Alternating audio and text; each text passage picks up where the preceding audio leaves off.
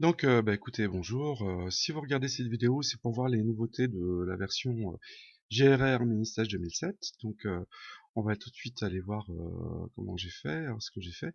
Donc, j'ai relooké le site, entre autres, ça c'est la première chose. J'ai mis en évidence plus facilement pour les collèges qui veulent créer une nouvelle connexion, le message, hein, parce qu'il était un petit peu petit. Voilà, donc ça s'est amélioré. Et quand je me log, je rentre mon mot de passe, bien sûr.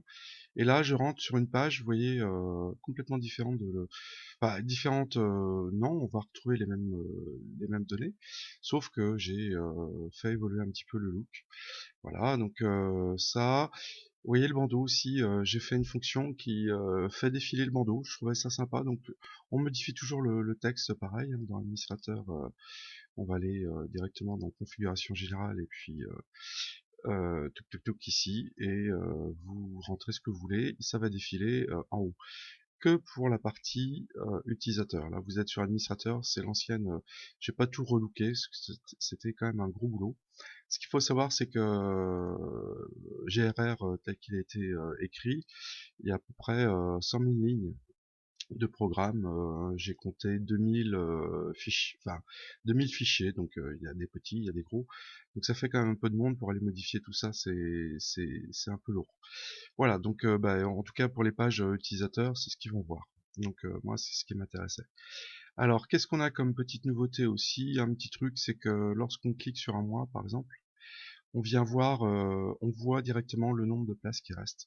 Alors ça c'est intéressant parce que c'est vrai que beaucoup de collèges se connectaient et voyaient déjà une réservation dans la journée, donc ils allaient ailleurs et puis ils remplissaient comme ça un mini stage par jour. Donc là, ça va permettre effectivement de dire, bah voilà, il reste 4 places, allez-y.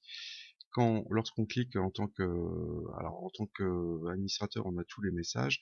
En tant qu'utilisateur, j'ai mis que les 4 premiers champs.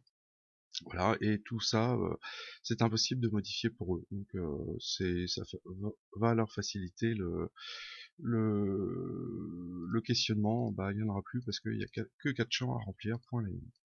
Voilà, alors si je rentre une réservation, je fais enregistrer. Euh, Autre petite nouveauté aussi, c'est que lorsque je clique ici, on a un message directement qui s'affiche. Voulez-vous imprimer la convention? Si je fais OK, on va se retrouver voilà, toujours avec le- les fonctions d'impression de la convention. Alors bien sûr, il va falloir mettre la vôtre hein, et la créer, mais voilà un petit peu ce que ça donne.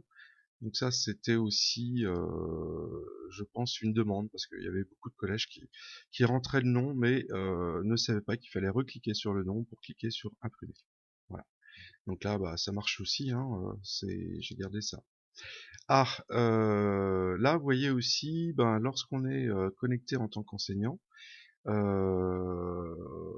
le système reconnaît que l'enseignant peut faire une évaluation, donc il propose une évaluation de cette forme-là. Donc là, j'ai déjà commencé à remplir, donc j'ai fait mettre à jour l'enregistrement et il m'a créé un troisième cadre qui me donne le modèle qui va qui va partir dans le collège pour l'évaluation. Alors, il y avait aussi quelques établissements, quelques collègues aussi qui me disaient mais non, les critères, moi, me correspondent pas, j'aimerais bien changer, est-ce que tu peux faire ça et tout ça. Alors je l'ai fait pour un établissement, mais il s'avère qu'effectivement, ça peut être pertinent d'avoir la possibilité de les changer par vous-même. Donc c'est ce que j'ai fait j'ai recréé des menus, entre autres configuration de l'évaluation.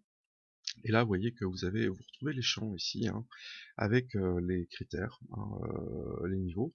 Et si vous voulez créer un nouveau critère, vous pouvez, là je vais faire un essai déjà, bon c'est n'importe quoi hein, bien sûr, mais vous pouvez mettre ce que vous voulez. Voilà, si vous mettez 5 champs, vous aurez 3 lignes avec 4 critères. Je fais enregistrer et c'est tout pour l'instant.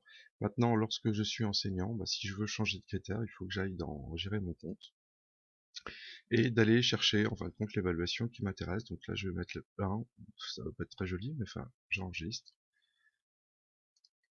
Et maintenant, lorsque je vais cliquer sur un élève qui est venu en mini-stage, vous allez voir que les champs ont changé, hein, alors là, bah, j'ai tout ce que j'avais mis comme bêtises dans mes champs. Voilà. Et je vais mettre à jour l'enregistrement. Voilà. Et il me prépare le mail. Je l'envoie. Petite nouveauté aussi, c'est que j'ai laissé ça. Alors, ça va peut-être évoluer. Il faudra surveiller les, les nouvelles versions. Mais vous avez effectivement le mail qui est envoyé comme ça, hein. Ce qui est important, c'est ça. C'est si le mail est envoyé à partir du moment où vous avez ce message ici. Voilà. Qu'est-ce que j'ai fait? Ben, j'ai amélioré aussi les problèmes d'accent. Enfin, j'ai essayé parce que c'est assez complexe quand même comme système. C'est des problèmes d'encodage. Donc là, il travaille en ISO, le site par défaut, et le serveur par défaut il travaille en UTF-8. Donc bah, j'ai essayé d'améliorer les choses. Voilà pour les nouveautés, les principales nouveautés. Si vous voyez des petits bugs ou des choses comme ça, il ne faudra pas hésiter à me prévenir, et je ferai en sorte de faire évoluer le système. Voilà. Bah, écoutez, bonne découverte du système, et puis bah, écoutez, j'ai plus qu'à vous dire bonne année parce que c'est bientôt nouvel an. Au revoir.